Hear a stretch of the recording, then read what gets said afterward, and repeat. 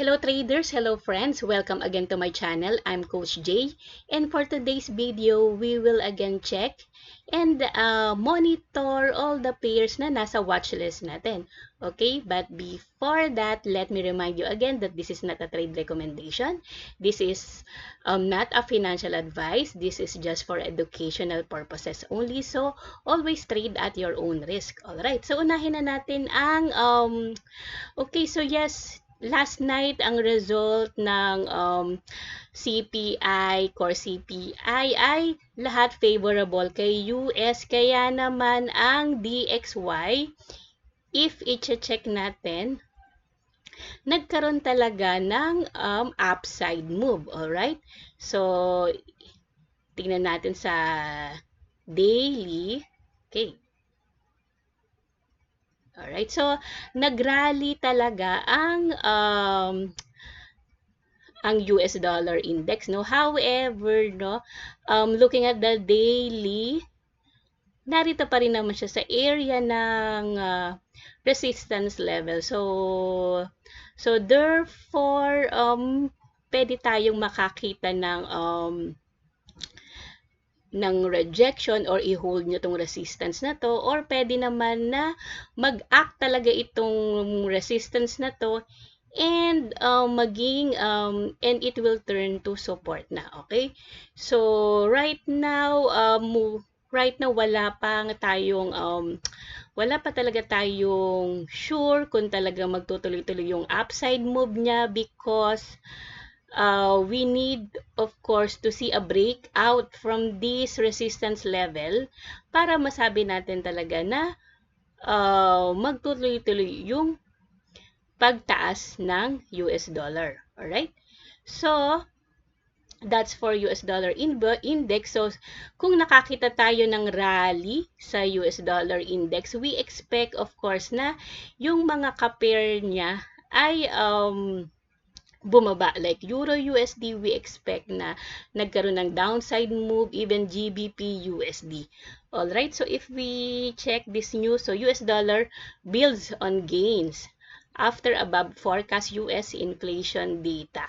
Alright, the US dollar adds to the gains it made on Wednesday following higher than expected US inflation data. Okay, so taking the DXY dollar index, which measures the dollar value against a basket of currencies. All right.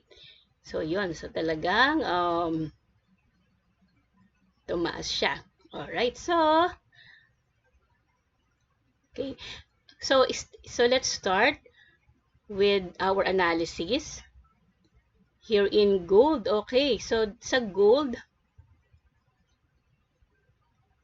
okay. So very obvious naman no na nag all-time high na naman ang gold. Alright, so ang dami niya nang na-break na mga levels.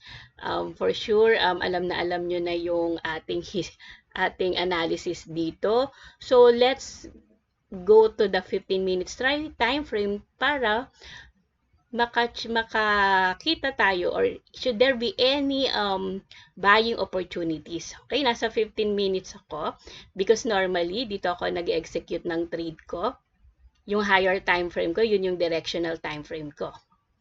Okay, so dito sa 15 minutes time frame,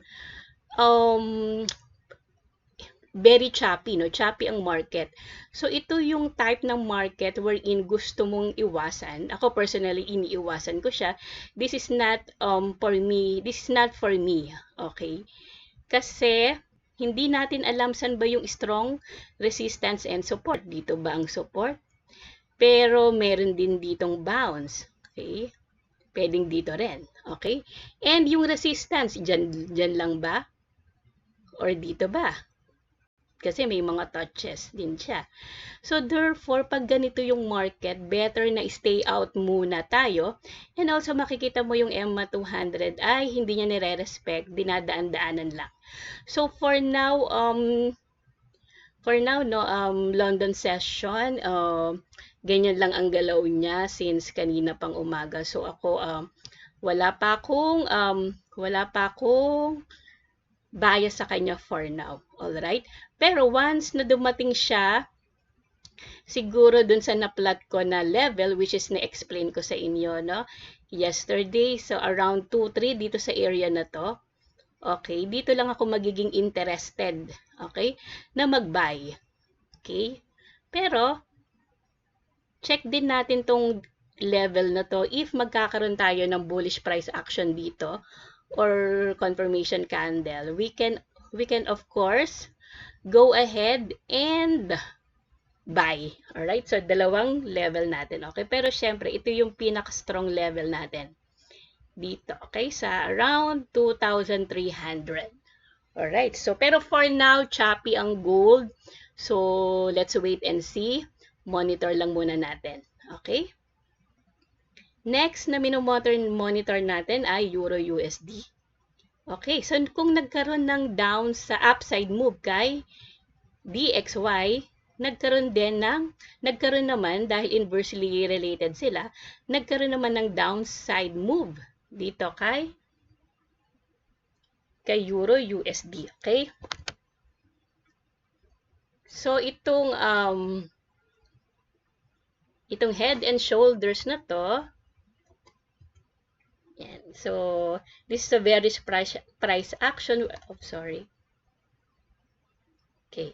This is a bearish price action and of course na break niya yung neckline, no. So we can look for a selling opportunity once the price of course reach niya itong neckline na to, and then pag nagkaroon ng confirmation candle, like nagkaroon dito ng shooting star or double top, head and shoulders, we can again look for a sell opportunities. Okay? Then we can use the fib ratio. Okay. For some of our levels. So, naririto yung 50%. So, pwede natin, pagdating dito, mag-alarm na rin ako, no? Okay. Para alam ko kung ano yung magiging behavior niya dyan sa first layer na yan ng ating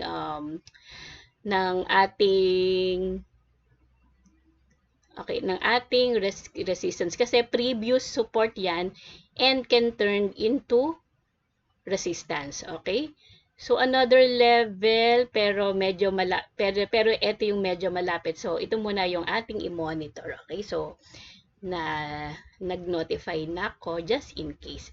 And then next, so, we are, so, bearish tayo kay Euro USD because of this very aggressive move to the downside. Alright? And then, GBP USD. Of course, halos same din naman sila.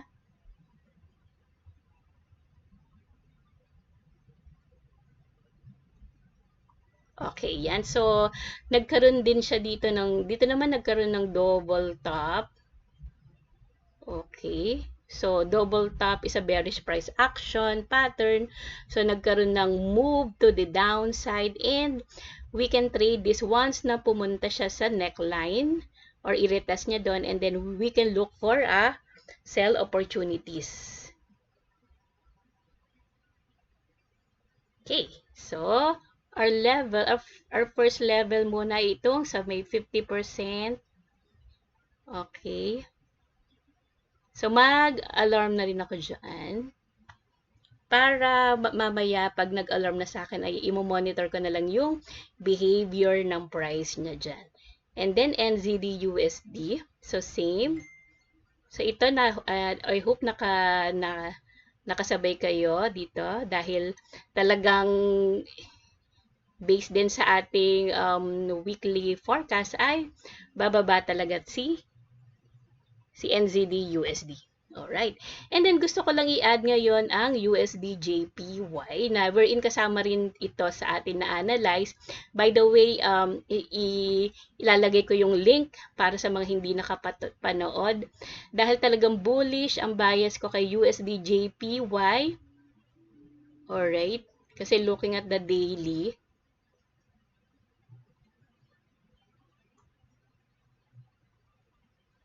ayan.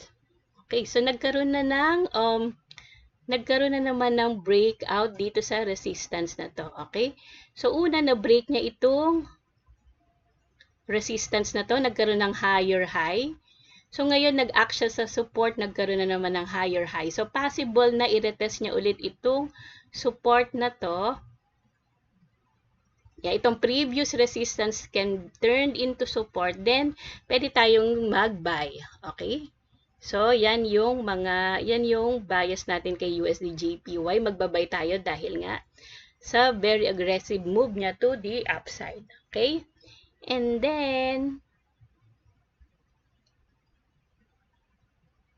ayan. So, punta tayo sa 15 minutes. Okay. Pwede din tayong mag-favorito. Alright. So, we can wait. Okay, dito rin ako mag-alarm sa 15 minutes. Okay, para pag dumating dyan sa area na yan, I can monitor kung ano yung magiging price behavior niya. Alright, so remember guys, later meron ulit high impact news, April 11 sa USD. Okay, so pati sa Euro USD. Very important din itong news na to, kaya please trade safely. Remember, we are not gamblers, we are traders. Alright, ganun lang. Bye-bye!